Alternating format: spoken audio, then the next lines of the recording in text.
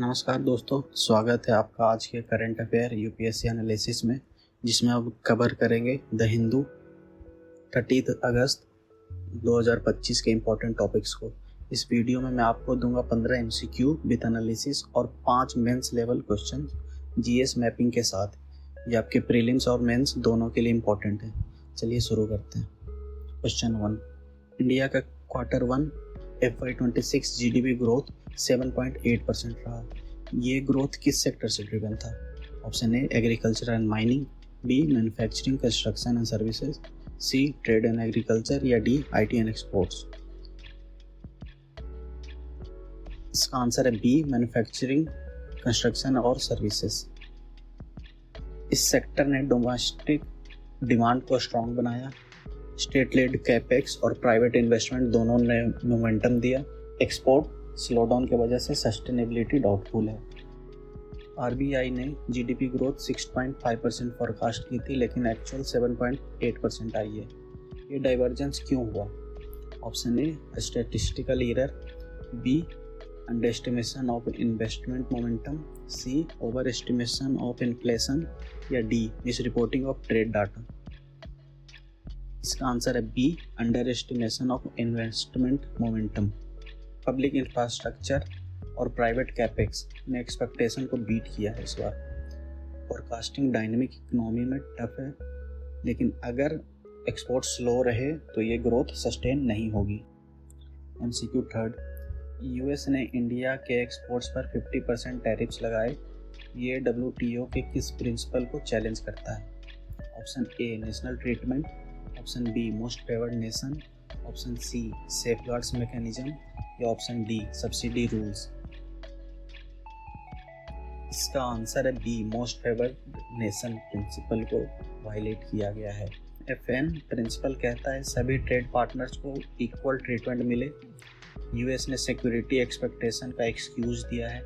ये मल्टीलैटरिज्म का इरोजन का क्लियर एग्जांपल है। जीएसटी रेट कट्स डिमांड को बूस्ट करने के लिए किया गया फेस्टिव सीजन से पहले।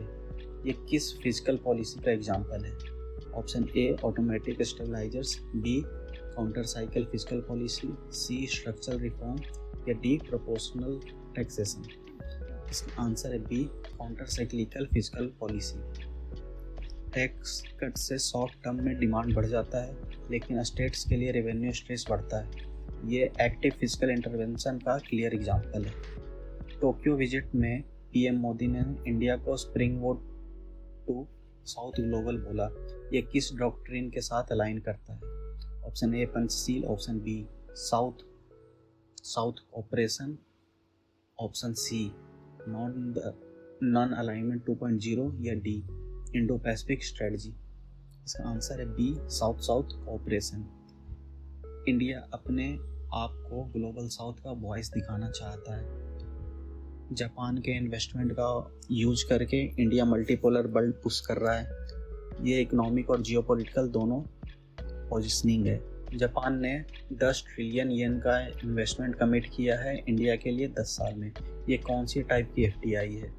ए technology transfer driven, B resource seeking, C short term portfolio या D agriculture linked.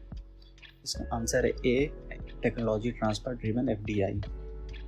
Investment focus होगा ईवीज, सेमीकंडक्टर, क्लीन एनर्जी पे।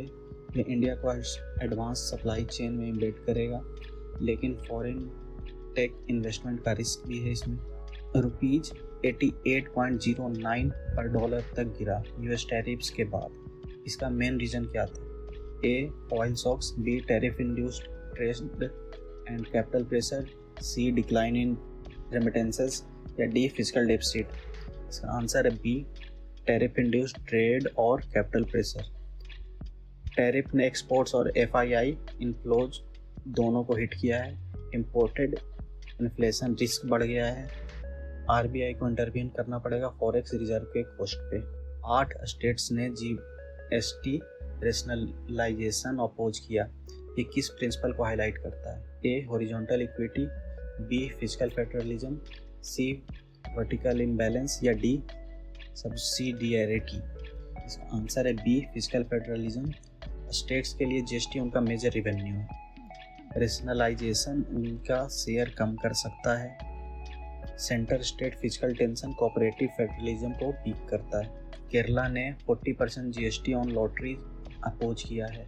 रीजन क्या था इसका? ए, लॉटरीज पब्लिक गुड्स हैं।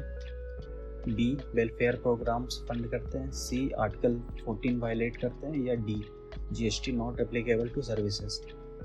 इसका आंसर है बी, वेलफेयर प्रोग्राम्स को फंड करता है। लॉटरी रेवेन्यू केरला के हेल्थ स्कीम के लिए है। हाई जीएसटी लाइवलीहुड को हिट करता है। लॉटरी वेंडर्स का डिबेट है moral tax versus state revenue need की। दिल्ली हाई कोर्ट ने डीयू का 1 lakh bond rule strike down किया स्टूडेंट इलेक्शन के लिए। ये किस राइट को अपहोल्ड करता है? A, article 19, B, article 14, C, article 21 या डी, आर्टिकल 29। इसका आंसर है B, article 14, equality. Monetary barrier poor students को एक्सक्लूड करता था। कोर्ट ने इंक्लूसिविटी को प्रायोरिटी दी, इक्वालिटी को एडमिनिस्ट्रेटिव कन्वीनियंस से ऊपर रखा। ईडी ने आप लीडर को लेट नाइट क्वेश्चन किया। ये किस प्रिंसिपल के खिलाफ है? A, article 19, B, article 21, C, article parliamentary privilege या डी, जुडिशियल इंडिपेंडेंस।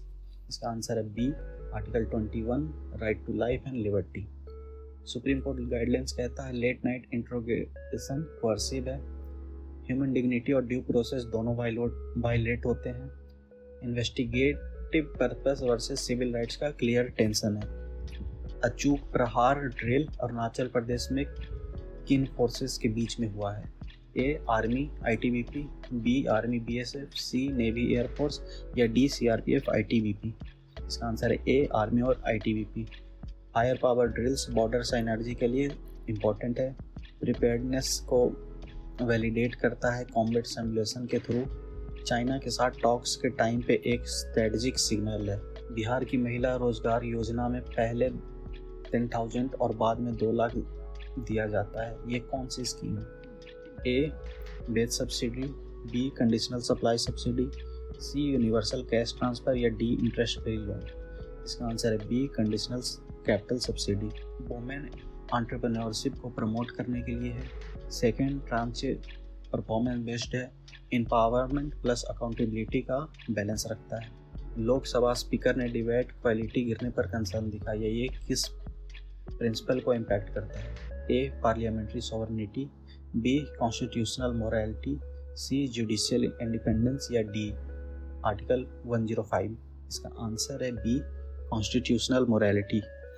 पार्लियामेंट का एसेंस है quality debate. Weak debate means weak scrutiny of accountability. Democratic ethos undermine होता है इससे। रीडिस्कवरी ऑफ प्रोसोथेमिस या एथेरिया ड्रैगनफ्लाई वेस्टर्न घाट्स में हुआ। ये क्या इंडिकेट करता है?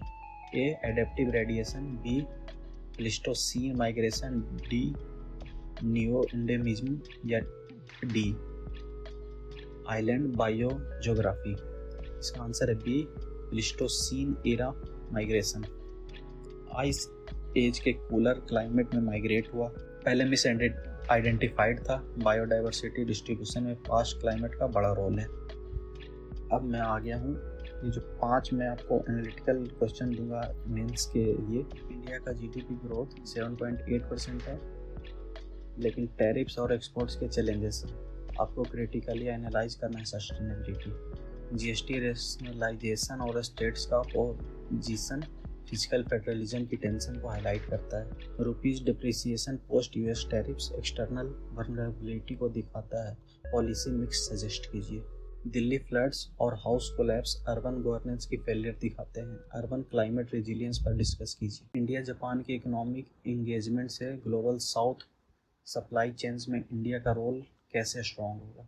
तो दोस्तों ये थे आज के 15 MCQs प्लस विथ एनालिसिस और 5 mains level questions the Hindu 30 अगस्त 2025 से।